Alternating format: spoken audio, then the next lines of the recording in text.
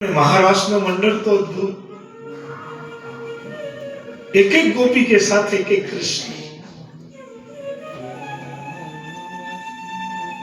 एक गोपी ने एक कान, एक गोपी ने एक कान, ये महाराष्ट्र मंडल। आने समझवानी बात छे। आ तमारू जीवन छे। मेरेज न थया होय त्यां सुधी तमे एकला हो। भक्तिनी शरूआत त्यांथी ज थई जाय। ने ज्यारे तमे एकला हो, भले जेटલું बने એ તમે સેવા કરો, નામ આશ્રય કરો, અને કંઈ પણ ન કરો તો કૃષ્ણ એવા ગતિર મમા કરો, તમે તમારા સંપૂર્ણ કર્મો પર સંપૂર્ણ કર્મ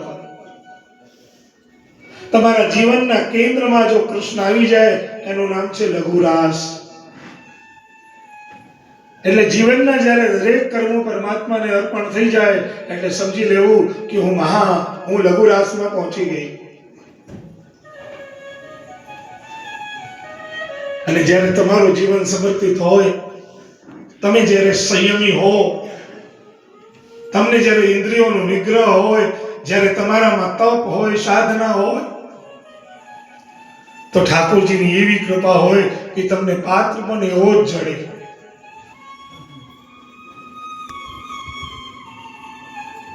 થોડું સહન કરવું પડે, થોડા લેટ ગો કરવા પડે। હવે આપણે સદર હોઈએ ને કોઈ પૈસાદારની દીકરી આપણી હોય અને કોઈ એનો દીકરો વ્યસની નથી, એને કોઈ જાતની વ્યસન નથી, ઘર ગૃહस्थी સારી રીતે ચલાવી શકે, મા બાપના સારા સેવા સ્વભાવ હોય, એને કોઈ જાતનું વ્યસન ન હોય, ઠાકોરજીની સેવા કરતો હોય, અને આવી રીતે જો આપણે એને પ્રાયોરિટી આપીએ તો પછી દીકરીનું ધર્મ સચવાય કે પછી આવી દીકરીને દીકરાના લોકોએ પ્રાયોરિટી આપે તો એનું ધર્મ સચવાય ને એનું ઘરે સચવાય।